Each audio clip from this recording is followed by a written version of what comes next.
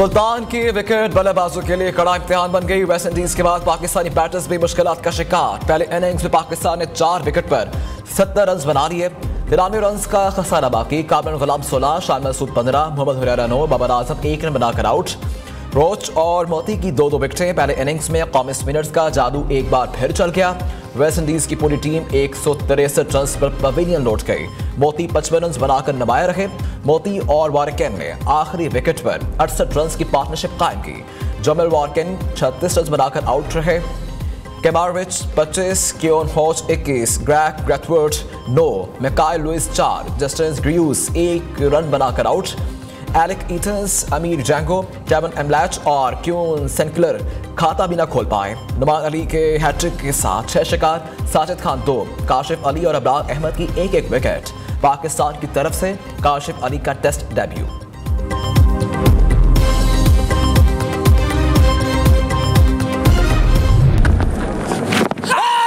Oh goodness. Poor Rifle took a while to think about it, and we have 2 and 2.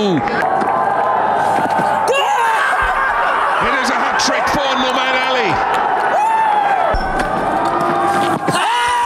That looks close, it is close.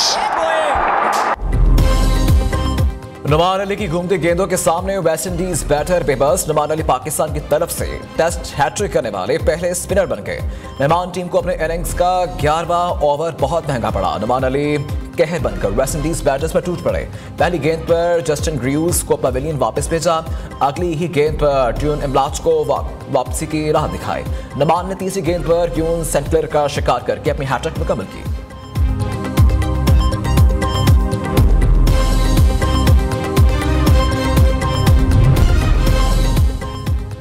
Numan और साजिद के England के बाद West Indies के खिलाफ भी शानदार कारकर्दगी। नुमान अली वेस्ट इंडीज के खिलाफ अब तक 12 विकेट हासिल कर चुके। कौमी स्पिनर ने इंग्लैंड के खिलाफ टेस्ट सीरीज में 20 विकेटें उड़ाई थी। नुमान अली की दोनों सीरीज में 32 विकेटें हो चुकी। साजिद खान ने इंग्लैंड के खिलाफ सीरीज में 19 विकेटें हासिल की। वेस्ट इंडीज के खिलाफ जारी सीरीज में अब तक 11 खिलाड़ियों का पवेलियन वापस भेज चुके। साजिद खान की दोनों सीरीज में विकेटों की तादाद 30 हो चुकी।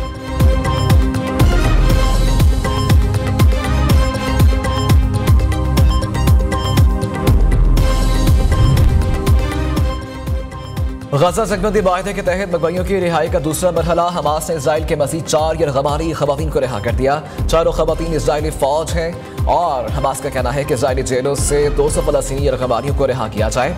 हमास और इजरायली फौज के दरमियान जंगबंदी माहिदा 5 हफ्ते जारी रहने की तवक्को। दूसरी जानिब इजरायली फौज की फलस्तीनियों के खिलाफ कार्रवाइयाँ जारी। शुमाली गजा में साफ पानी के वाहिद प्लांट को तबाह कर दिया। मगरबी किनारे के जनीन शहर में इजरायली फौजी ऑपरेशन का चौथा रोज। अब तक 14 फलस्तीनी शहीद, 40 से ज्यादा जख्मी हो चुके। 3000 फलस्तीनी खानदान नकल मकानी पर मजबूर।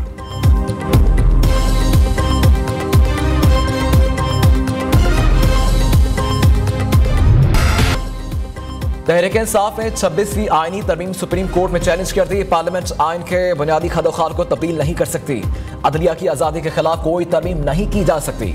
26वीं आईनी तरमीम और तरमीम के तहत तमाम इक़दामात कालअदम करार दिए जाएं। दरख्वास्त में इस्तदा 26वीं आईनी तरमीम इख्तियारात की तकसीम के आईनी उसूल के खिलाफ है। आईनी तरमीम पर फैसले तक कायम जुडिशल कमीशन को जजेस तैनाती से रोकने की भी दरख्वास्त।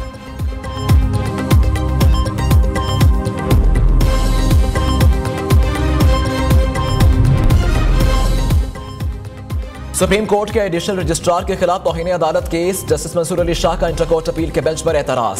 जजेस कमेटी को खत लिख दिया। जस्टिस मंसूर अली शाह ने जस्टिस जमाल मंदुखेल, जस्टिस मोहम्मद अली मजहर की शमूलियत पर एतराज किया। खत में कहा 23 नवंबर को जुडिशल कमीशन इजलास हुआ। इजलास के बाद चीफ जस्टिस ने अपने चैम्बर में कमेटी का गैर रस्मी इजलास बुलाया। इजलास में तजवीज़ दी सीनियरिटी के एतबार से 5 रुकनी बेंच इंटर कोर्ट अपील पर बनाया जाए।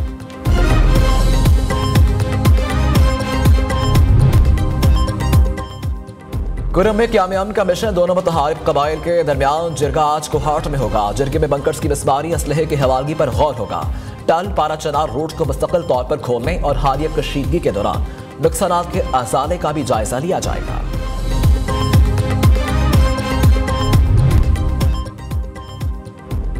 कमीशन नहीं बनेगा तो हम हुकूमत के साथ सिर्फ फोटो सेशन के लिए तो नहीं बैठ सकते। चेयरमैन पीटीआई बैरिस्टर गौहर की इस्लामाबाद में जुडिशल कॉम्प्लेक्स के बाकी मीडिया टॉक। कहा मुज़ाकरात बेहतरीन रास्ता है, बड़ी फराखदिली से हमने मुज़ाकरात शुरू किए थे।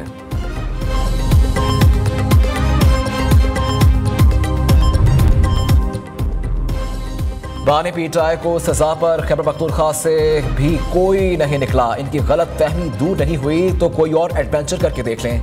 पीटीआई के लोग मरीम नवाज को तज़हीक़ में इस अंदाज में नानी कहकर मुखातिब करते हैं। जिन्होंने अपनी माओ का लिहाज नहीं किया वो कौम की माओ का क्या लिहाज करेंगे। वज़ीर इत्तलात पंजाब अज़मा बुखारी की न्यूज़ कॉन्फ्रेंस। कहा कि सियासी मुखालिफिन को हमारी खिदमात से बहुत खौफ आ रहा है। निगहबान रमज़ान पैकेज की भरपूर तैयारी शुरू कर दी गई है।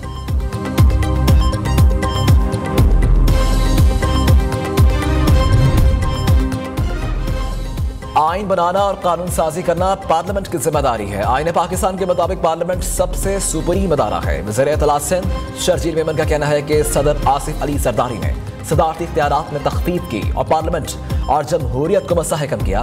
पार्लियामेंट के मंजूर शुदा आइन की पासदारी मुल्क के हर अदारे की जिम्मेदारी है।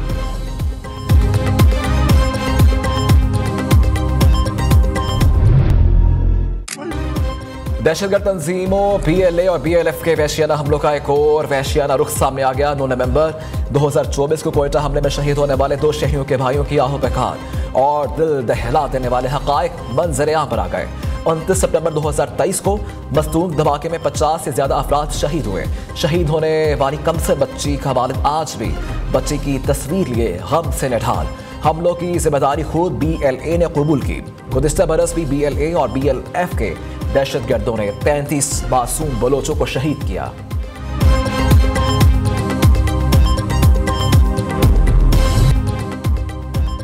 महकमा स्कूल एजुकेशन सिंध का शब महराज की मुनासबत से तालीमी इदारों में आम तातील का ऐलान। नोटिफिकेशन के मुताबिक 28 जनवरी बरोज मंगल को सुबह भर के तमाम सरकारी और निजी तालीमी इदारे बंद रहेंगे।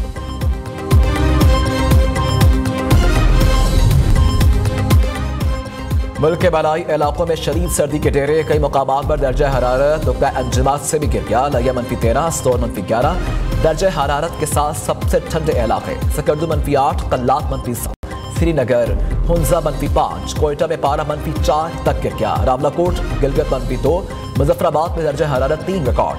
महकमा मौसमियात के मुताबिक 27 से 30 जनवरी तक गिलगित बल्तिस्तान, बालाई खैबर पख्तूनख्वा, कश्मीर और मरी गलियात में चंद मुकामात पर बारिश और बर्फबारी होगी।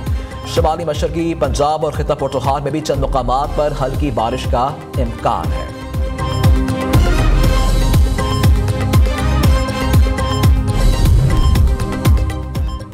वज़ीर आज़म से स्नूकर चैंपियन मोहम्मद आसिफ की मुलाकात। शहबाज शरीफ ने मोहम्मद आसिफ को हाल ही में श्रीलंका में मुनक़्क़दा 60 स्नूकर चैंपियनशिप जीतने पर मुबारकबाद दी। 25 लाख रुपए का इनामी चेक भी दिया।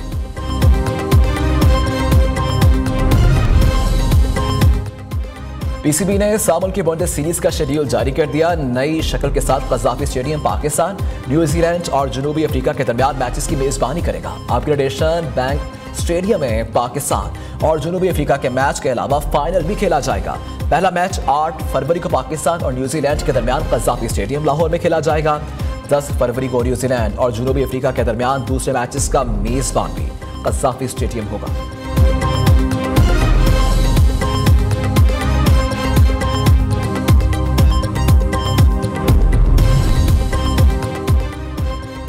ICC ने women's T20 of the year 2024 का ऐलान कर दिया। पाकिस्तान से spinner Sadia Iqbal women's T20 of the year में शामिल। जनूबी अफ्रीका के ब्रावो कप्तान मुकर्रर। भारत से 3, जनूबी अफ्रीका से 2 खिलाड़ी टीम का हिस्सा।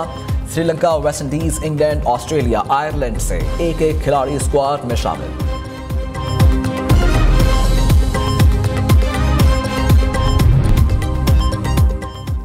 पाकिस्तानी टीम भारत में शेड्यूल वुमेन्स वर्ल्ड कप 2025 के लिए बराह रास्त क्वालिफाई करने में नाकाम। कौमी टीम को वर्ल्ड कप के लिए क्वालिफाइंग राउंड खेलना पड़ेगा। ICC क्वालिफाइंग राउंड के शेड्यूल का ऐलान बाद में करेगी। Australia, Bharat, England, south Africa, Sri Lanka और न्यूजीलैंड ने वर्ल्ड कप 2025 के लिए क्वालिफाई कर लिया।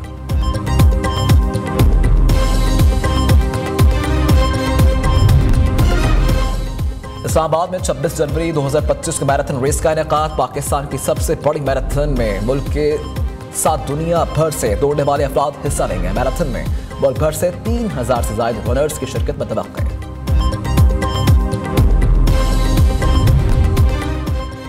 सैयारों की परेड देखने का आज बेहतरीन मौका। माहिरीन फल्कियात के मुताबिक 6 सियारे इन दिनों एक ही लाइन में नजर आ रहे हैं। ज़हरा, मिस्टरी, मरीख और ज़हर को आंख से देखा जा सकेगा। नेपच्यून और यूरेनस को दूरबीन का इस्तेमाल करते हुए देखा जा सकता है। सियारों का यह नज़ारा फरवरी के दूसरे हफ्ते तक जारी रहेगा।